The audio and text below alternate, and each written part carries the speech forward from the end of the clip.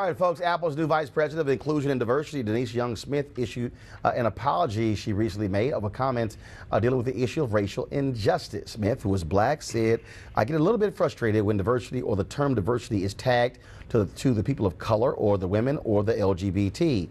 And then added, there can be 12 white, blue-eyed, blonde men in a room, and they're going to be diverse too, because they're going to bring a different life experience and life perspective to conversation. Well, that did not go over well. She was ripped all across, of course, the technology sector, and eventually, of course, had to issue that apology. Apple, of course, has been trying to do their part to diversify their base and their company, and they've been under, of course, they've been targeted by Reverend Jesse Jackson Sr. and others, and not just them, but Intel and other companies, because of the lack of inclusion there in Silicon Valley, not just with tech jobs, not just with, of course, STEM jobs, but even the lack of inclusion when it comes to advertising, when it comes to their PR firms. Reverend Jackson says this all the time. 60% of all jobs in Silicon Valley have nothing to do with engineering. So why is it they still can't find black folks? Joining us right now is Barry Williams, New York Times contributor. She's written about this here. So it was very interesting. So when I saw those comments, I reached out to some folks I know in Silicon Valley. First, actually, some folks saw my tweet, and they were kind of like, let me tell you exactly what happened. And so there were these broader comments she made, and what's interesting was, it got great applause in the room. Mm-hmm. Yes, it was in Columbia, so that doesn't surprise me. And plus, when you hear that coming from somebody black, it's like, oh, good, I'm glad one of them said that. Mm-hmm.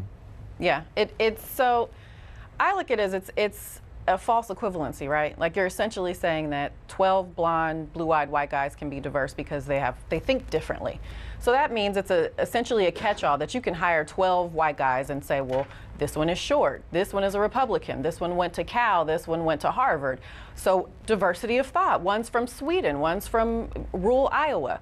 And that's a false equivalency because that's not actually the type of diversity that the industry is trying to solve for. You're trying to solve for representation. And 12 white guys, 12 blonde, blue-eyed white guys, that's not going to get you where you're trying to go. Mm-hmm.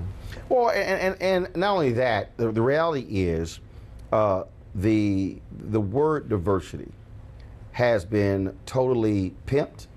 Oh. It has been stripped of its original intent. It's remixed. And it was by design. It was always by design by largely white males to say, look, we are not trying to go down this path. So they begin to throw everything in. So what was about initially black folks then became about minorities. Then it was like, well, no, let's do women. So you bring in white women. And then all of a sudden, no, let's bring in folks who are gay and lesbian. And then it was like, okay, so let's bring in folks who are disabled. And so then all of a sudden, it just became a stew. Mm-hmm. Everybody got thrown in. And then you start looking at numbers, and they go, no, we're diverse. You start going, no, you're actually not. Mm-hmm.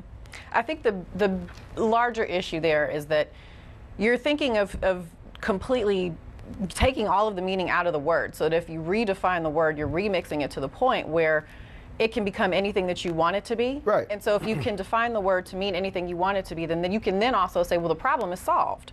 So if diversity means all of these different things, it really means nothing. So if everything is diverse, nothing is diverse.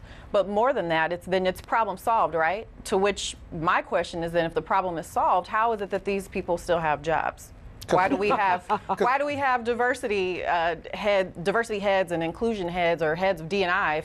If the problem is solved and 12 white guys is diversity, then the whole company is diverse and everybody's happy and should be out of that job. It's not solved. It's simply not solved. Exactly. If you look at every industry across this country, whether it's the legal field, engineering, Silicon Valley, and what have you, for 40 years we've had this value in diversity and what have you. And the reality is that the numbers in each of these industries has not moved one iota. You've had some anecdotal successes, but not on a path forward, if you will. And that's a real problem. We ought to stop. What's the definition of idiocy? That is doing the same thing over and over again and getting the same result, why are we even talking about these same types of diversity programs? That paradigm needs to be changed. I don't know what the alternative is yet, but I got to tell you, we need to start rethinking it because it's not helping us at all. It's not helping America. I know what the alternative is, Shannon. It's not that hard either, by the way. Just do it. I know the alternative. Go back to the original intent. Or go back to affirmative action. Go back to affirmative action. No. And even no. You know that they definitely aren't. No, that's a bad word. But even go back to that original intent. Shelley, go to my iPad. This was a cover of the Hollywood Reporter from August 2016, featuring Oprah Winfrey and Ava DuVernay. And it was in this particular article where Oprah said that with her conversations with Ava, she no longer talks about diversity because Ava kept saying, no, this is inclusion. Yeah. Ava said, no, include me in the meeting. Include me at the table. Include me in the money. She said, I don't want to hear about diversity. She said, I want to hear about inclusion. Shannon, your thoughts? That's a really good point. You know, when you look at diversity, when I first read that piece, I made an assumption because of the statement that it was delivered by someone that was not African American.